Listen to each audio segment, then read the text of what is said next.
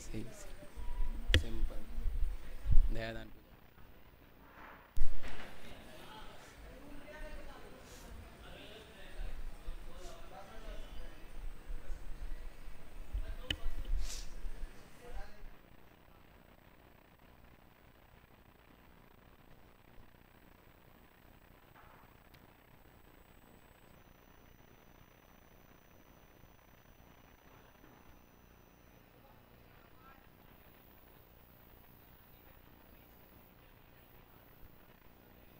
Hello,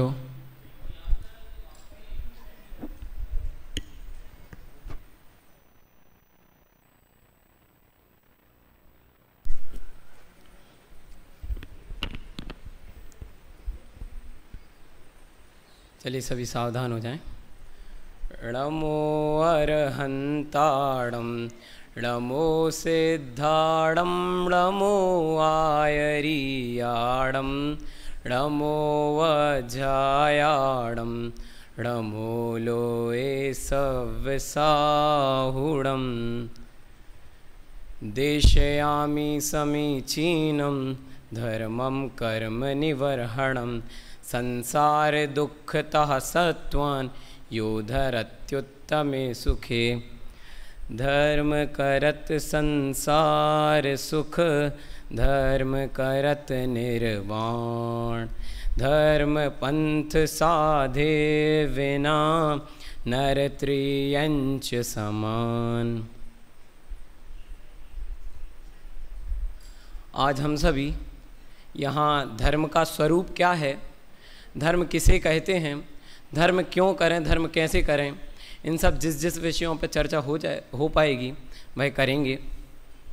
सर्वप्रथम तो सामान्य उद्देश्य है, सभी जीव को सामान्य उद्देश्य है जे त्रिभुवन में जीव अनंत सुख्या हैं दुख तय वैवंत, कि सभी जीवों को सुखी होना है और दुख का परिहार करना है। दुख से सब छूटना चाहते हैं, सुखी होना चाहते हैं और उस दुख से छूटने का उपाय भी करते हैं। उपाय तो छोड़ो, निरंतर उपाय करते हैं, परंतु जो वो उपाय है ना वो ही झूठा है। इसीलिए बहुमूल्य तत्व विचार में कहा है ना, सुख प्राप्ति हेतु प्रयत्न करते सुख जाता दूर है। ज्यों ज्यों वह उस सुख के प्रति सुख को पाने का प्रयत्न करता है और वह दूर दूर चले जाता है, क्योंकि वह भौतिक सुख को सुख मानता है, वास्तविक सुख को सुख नहीं मानता। भौतिक सुख कैसा है, इसका आचार्य कुनकुन देव प्रवचन सार जी की 76वीं गाथा में कहते हैं, सपरम बाधा सह्यम विच्छिन्नम बंध कारणम विषमम जमेन्द्रियम लब्धम तम सुखम दुखमेव तः। वह सुख इंद्रिय जनित होने के कारण से पराधीन है, बाधा सहित है, बंध का कारण है, विच्छिन्न है, विषम है, इसीलिए वह सुख नहीं है। वास्तविक सुख को तो सुख जानता नहीं है। और जितना मतलब ये जीव सामान्यतः क्या करता है कि क्षुधा लगी, भोजन कर लिया, थोड़े समय के लिए भूख मिट गई, उसको ही अब सुख का कारण मानने लगता है। इस प्रकार ये कहा ना, नाना प्रकार के जो भी यत्न बने उनसे सुख की प्राप्ति का प्रयत्न करता है और सुखी हो नहीं पाता है। और ऐसे ही जो वास्तविक सुख क्या है, अपन का मुख्य विषय वो है, इसलिए उस पर चर्चा करेंगे। वास्तविक सुख, सच्चे सुख की प्राप्ति का उपाय ही धर्म है। वह धर्म कैसे होता है, इसमें जैसे क्या था, सर्वप्रथम तो शाश्वत धर्म एक ही धर्म था, जैन धर्म। परंतु संयम प्रकाश जी में उल्लेख है 363 प्रकार की दृष्टियाँ होती हैं, तो उन दृष्टियों का मिथ्या रूप हो जाना, तो ये उन दृष्टियों को मिथ्या रूप समझा, मिथ्या रूप जाना, उससे 363 मत और भी अनेक मत चल पड़े। इसका मैं एक आपको उदाहरण देता हूँ। मतलब जो जिसको इष्ट लग रहा है वह उसे धर्म मान ले रहा है। परीक्षा प्रधानी कोई नहीं है, या जो तो पूर्वजों के द्वारा जो आया हुआ धर्म है उसे धर्म मान लेता है, या जो जिसको इष्टकारक लगता है उसे ही धर्म मान लेता है। जैसे उसमें बौद्ध मत का दिया है कि पार्श्वनाथ भगवान का जो तीर्थकाल था, शासन काल था, उस समय में एक पित्ताश्रव नाम के मुनि आचार्य हुए हैं, उनके शिष्य थे बुद्ध कीर्ति। वो कदाचित किसी वजह से भ्रष्ट होकर मांस और शराब पान इत्यादि करने लगे। वे मांस को ही अब वो बताने लगे कि भोजन जैसा है। अब उन्हें तो अपने उसकी सार्थकता करनी थी ना, अपने को मतलब जो अच्छा लग रहा है उसे ही धर्म बताना था। तो उन्होंने क्या कह दिया, जीव इसमें क्षणिक मात्र रहता है। और उसमें ऐसा लिखा है कि उन्होंने कहा कि जो पाप करने वाला जीव है वह दूसरा है और जो पाप भोगने वाला जीव है वह दूसरा है। मतलब जीव उसमें क्षणिक है, मतलब ये एक तरह से स्वच्छंदी। ऐसे उन्हें एकांत मिथ्यात्व को ग्रहण कर लिया, मतलब नित्य मान लिया या अनित्य मान लिया। इस प्रकार अन्य अन्य ऐसी 363 प्रकार की मतियाँ होती हैं जिनको मिथ्या मानने से ऐसे धर्मों का ऐसे धर्म चलने लगे। अब कोई दया में धर्म मानता है, कोई करुणा में धर्म मानता है, कोई पशुओं को भोजनादि कराने में धर्म मानता है, कोई दान इत्यादि देने में धर्म मानता है, तो कोई मृत्यु में धर्म मानता है, कोई शून्य का विचार करने में धर्म मानता है, कोई एक मतलब स्वभाव ही एक आश्रय है, इसको ही ग्रहण करता है। तो ऐसे नाना प्रकार से बस मतलब एकांत पक्ष को या अनेकांत 5 प्रकार के मिथ्यात्व होते ना, उन पक्षों को ग्रहण करके उनमें ही धर्म मात्र मान लेता है और उसी में थमा रहता है। तो ये तो हम जानते हैं कि मृत्यु, शून्य का विचार, ये सब धर्म कैसे हो सकता है। तो अपन तो जो हमारे जैन समाज में विकृतियाँ होती हैं उनका विचार करके धर्म क्या है, असली धर्म क्या है, धर्म क्यों करना है, इसके स्वरूप का विचार करेंगे। तो क्या है, प्राय पूजन भक्ति आदि में धर्म मानने लगते हैं कि ये इतना चढ़ाया और इसका नाम धर्म, स्वाहा इसका नाम धर्म हो गया, भक्ति महावीर भगवान की जय हो इसका नाम धर्म हो गया। परंतु इसका नाम धर्म नहीं है। क्यों? क्योंकि कोई भी जब क्रिया होती है तो उसमें मुख्यतः 2 चीज़ें रहती हैं। एक जीव का विकल्प, जीव की जो विभाव रूप क्रिया हुई उसमें एक जीव का विकल्प और एक जड़ की क्रिया। तो जड़ की क्रिया हुई और जीव का विकल्प हुआ। जैसे हमारे यहाँ तो प्रभु आज समझ में आया है कि वीतरागता धर्म, हम राग भाव में धर्म मानना जिन मत में मिथ्यात्व कहा। जहाँ राग भाव में धर्म मानने को मिथ्यात्व कह रहे हैं वहाँ जड़ की तो कौन बात। तो उस जड़ में ही वो अपना धर्म मानने लगता है। परंतु ये जड़ की क्रिया, मेरा प्रश्न तो ये है कि ये जड़ की क्रिया धर्म बुद्धि कैसे हो सकती है। धर्म तो उसका नाम है वस्तु स्वभाव धम्मो। अब और आगे बढ़ें, पूजनादि हो गया। अब व्रता, तो हमें ये पूजनादि, चूँकि हमें ऐसा नहीं करना चाहिए, और ये पूजनादि हमें किस माध्यम से करना चाहिए। तो बड़े पंडित जी साहब की लाइनें हैं ना, प्रभु अर्चना के काल में भी भावना ये ही रहे, धन्य होगी वह घड़ी जब परिणति निज में रमे। कि भगवान का गुणानुराग करके भी, जड़ की क्रिया तो दूर ही बात रखो, उनका गुणानुराग करके भी जो अपना विकल्प उसमें स्थिर हो रहा है, जो पुण्यबंध का कारण है, उसमें भी अपन को ये विचार करना है कि धन्य होगी वह घड़ी जब परिणति निज में रमे, क्योंकि ये तो जड़ की क्रिया है। इस प्रकार से हमें पूजन भक्ति आदि करना चाहिए। क्योंकि हम शास्त्र अभ्यास करते हैं तो इतना हमें ऐसे ही वास्तविक धर्म का स्वरूप समझना चाहिए। और आगे बढ़ें, कोई व्रत उपवास आदि में धर्म माने बैठा है। अभी 10 लक्षण पर्व आएंगे ना, तो अरे इनने 10 उपवास किए हैं, अरे इनने 10 उपवास किए, बहुत बड़े धर्मात्मा हैं, बहुत बड़े संत हैं। अब क्या होता है कि इससे ही धर्मात्मा की संज्ञा दे दी जाती है, और समाज तो है ही, समाज तो और मान उसको प्रदान करती है तो और बढ़ावा मिलता है। पर जो सच्चा स्वरूप है उस उपवास आदि का प्रयोजन तो ये है कि अपने कषाय और काय को क्लेश क्रश करना है। मतलब उसके प्रति जो ममत्व बुद्धि अपनी थी, जो भोजन आदि के प्रति अपनी ममत्व बुद्धि थी, उससे अपनी ममत्व बुद्धि को छुड़ाना, ये है उसका प्रयोजन। परंतु ये क्षुधा वेदना को रोक के ही धर्म मानने लगते हैं। ये धर्म नहीं है, ऐसा कहते हैं।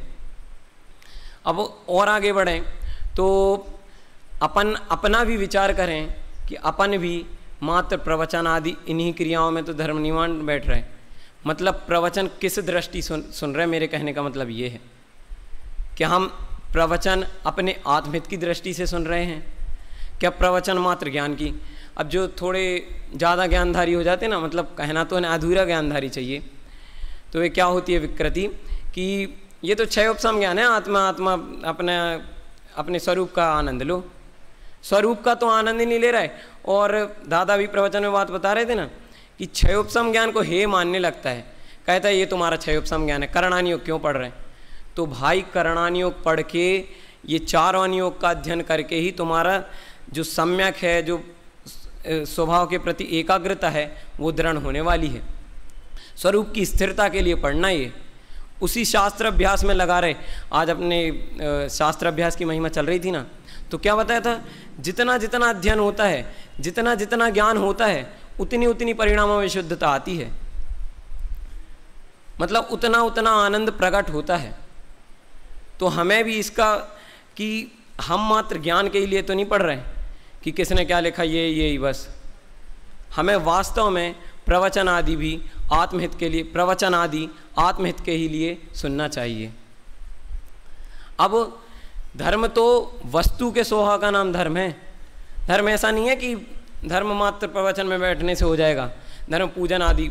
मुझे ये बताइए कि मुनिराज हो अर्धनिशा का सन्नाटा, वन में वनचारी चरते हों, तब शांत निराकुल मानस तुम तत्वों का चिंतन करते हो।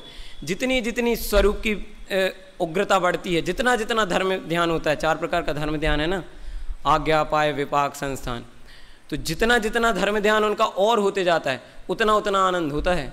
तो उधर तो जिन देव रहते नहीं हैं, उधर तो जिन मंदिर रहते नहीं हैं। अब इससे मैं एक बात और कहना चाहूँगा कि अपना जो पंच परमेष्टि विधान चल रहा था, उधर जिनेंद्र जी ने एक बहुत ही सुंदर एक्सप्लेनेशन किया था कि अपन तो थोड़े से स्वाध्याय से पूजन आदि क्रिया से च्युत हो जाते हैं कि पूजन आदि जड़ की क्रिया है, तो नहीं मान लेते हैं। परंतु गुरुदेव श्री तो ये कहते थे कि ज्ञानी को भी शुभ राग आता है और वो उन क्रियाओं में प्रवृत्त होता है, भले उसको वो काले नाग के समान लगते हैं। तो हम तो इतने स्वाध्याय, तो उनने एक बहुत अच्छी बात बताई थी कि ये जो मुनिराज है ना, मुनिराज भी वंदना स्तुति करते हैं, मतलब वो 6वें 7वें गुणस्थान में झूल रहे हैं और तब भी वे वंदना स्तुति करते हैं, निरंतर करते हैं, अपने स्वरूप का ध्यान करते हैं। वंदना स्तुति का विकल्प आता है, वंदना स्तुति भी करते हैं। तो हम तो हमें इस प्रकार स्वच्छंदी भी नहीं होना है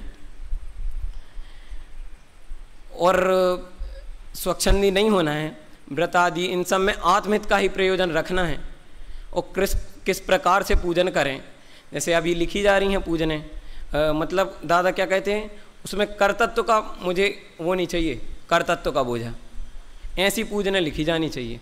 अपने यहाँ से भी घोषणा हुई थी कि आप कोई अच्छा भजन लिखें, अच्छी वो लिखें तो हम ऊपर भी बोलेंगे, मतलब कर्तत्व की बात नहीं आनी चाहिए जिस धर्म को हम पढ़ रहे हैं। तो हमें इस प्रकार से पूजन करना चाहिए, मात्र एक क्रियाकांड में ही धर्म नहीं मानना चाहिए। व्रत उपवास का भी जो मुख्य प्रयोजन है, ये नहीं कि नियम ले लिया कि अष्टानी का पर्व में हम ये बाजार आदि का नहीं खाएंगे और बस अष्टानी का पर्व ख़त्म हुए तो बस बाजार आदि का खाने लगे, और खाने तो लगे अति तीव्रता से खा रहे हैं कि 8 दिन नहीं मिला। तो ये हमारा प्रयोजन नहीं होना चाहिए।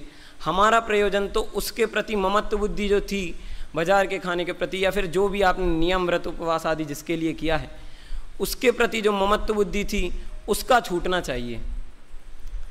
धर्म वस्तु के स्वभाव का नाम धर्म है। हमारे जैन धर्म में तो दंसण मूलो धम्मो, चारित्रम खलु धम्मो, रत्नात्रय धर्म, श्रावक धर्म, इसको धर्म कहा है। और धर्म ऐसा नहीं है कि कहीं भी नहीं हो सके। एक आप अपने मन में चित्र बनाइए कि अगर आप निरंजन मन में छूट जाएं तो वहाँ को आपका धर्म नहीं होगा क्या? वर्णी जी ने अपनी आत्मकथा में लिखा है कि वे मुक्तागिरी से मांगी तुंगी जी जा रहे थे तो बीच में रास्ता भटक गए। तो उन्होंने रात में ये संकल्प लिया कि अगर मैं सुबह तक जीवित रहा तो मैं आगे बढ़ूंगा, नहीं तो फिर यहीं समाधि लेता हूँ। तो इस प्रकार मतलब धर्म कहीं भी किया जा सकता है। करणानि योग की भी जब प्रवीण जी भाई साहब की क्लास में चर्चा चल रही थी तब उनने स्पष्ट किया था कि मनुष्य गति से ज़्यादा सम्यक दृष्टि जीव और गतियों में है। तो वहाँ धर्म नहीं होता होगा क्या? तो मेरा कहने का मतलब ये है कि किसी के आश्रय से धर्म नहीं होता। धर्म तो स्वाधीनता का नाम है, धर्म अविच्छिन्न है, धर्म आविषम है, धर्म तो बाधा रहित है। धर्म स्वाधीन कैसे है? मुनिराजों का उदाहरण दिया ना, तो वे भी मतलब जैसे 7वें नरक का नारकी है, तो उसको वहाँ इतनी गर्मी होती है। आज मैं संजीव जी भाई साहब के प्रवचन सुन रहा था, तो उसमें दिया था, उसमें बताया था कि उस उधर इतनी गर्मी होती है कि इधर की भट्टी में ला के रख दो तो उसको एसी जैसा लगे, पर वहाँ भी उसके धर्म हो सकता है। मतलब ऐसा नहीं कि बस इधर ही प्रवचन में ही धर्म हो सकता है, धर्म तो कहीं भी हो सकता है। धर्म के लिए कोई पराधीनता नहीं चाहिए, धर्म तो स्वाधीनता का मार्ग है। अब लोग दिखावे के लिए धर्म करते हैं, तो दिखावा कितने समय का हो जाएगा? जब तक वो तुम्हें देख रहा है तभी तक का दिखावा है ना, थोड़ी बहुत प्रसिद्धि पालोगे। निज ख्याति लाभ पूजा दी चाहे, निज ख्याति लाभ पूजा दी चाहे, ये कहते हैं अपने में। तो निज ख्याति लाभ के लिए अपन को ये नहीं करना है, अपन को तो अपने स्वरूप की प्राप्ति के लिए ही ये करना है। इस प्रकार हमें धर्म का स्वरूप समझना चाहिए। और अब किसी के प्रश्न हो जाता है कि मतलब थोड़ा बहुत पढ़ लिया तो एक प्रश्न हो जाता है कि प्रवचन आदि क्यों सुने, व्रत भक्ति पूजा में क्यों जाएं?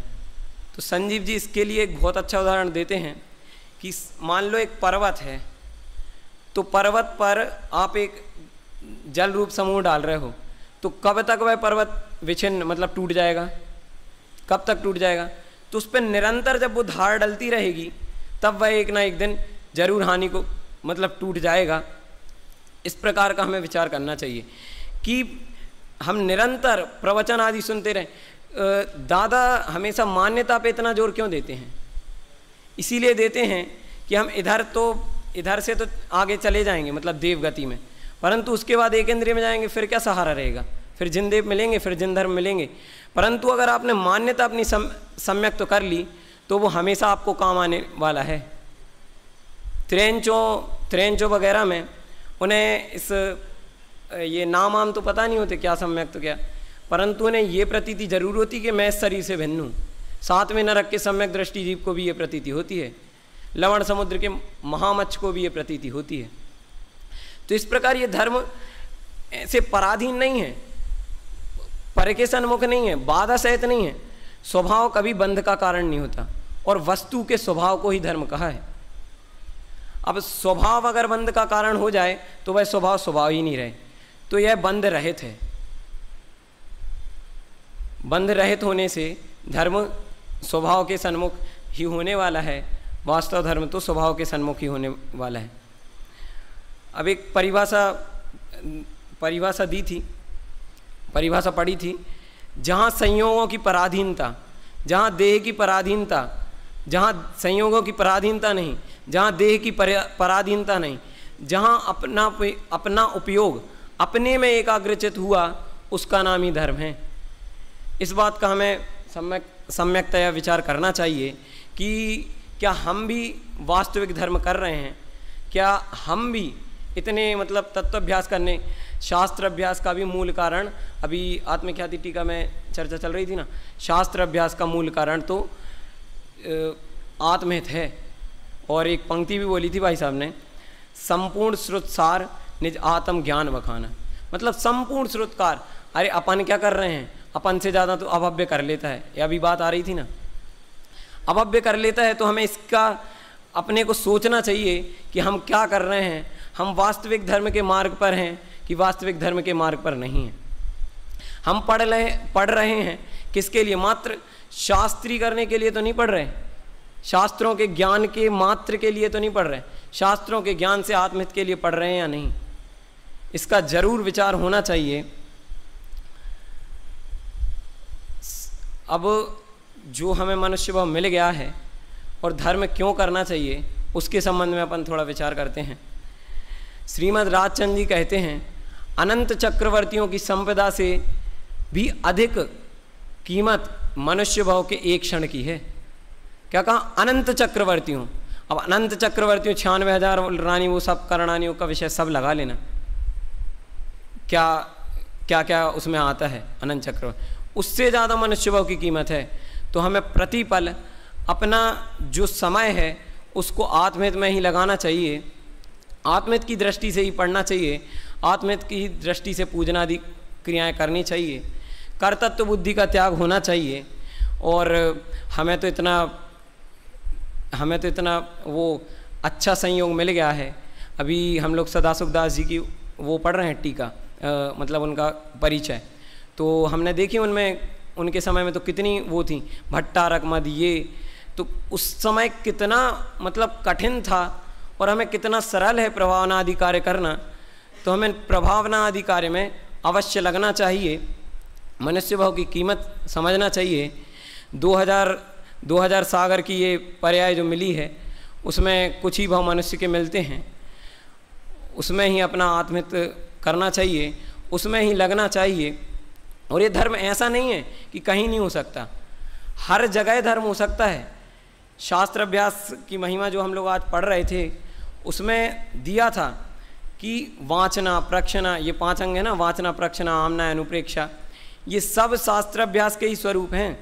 मतलब आज आप जिस समय वो ज्ञान की बात का विचार कर रहे हो, आप शास्त्र अभ्यास का विचार कर रहे हो, आप किसी से पूछ रहे हो, शंका समाधान आदि कर रहे हो, उस समय भी शास्त्र अभ्यास हो रहा है।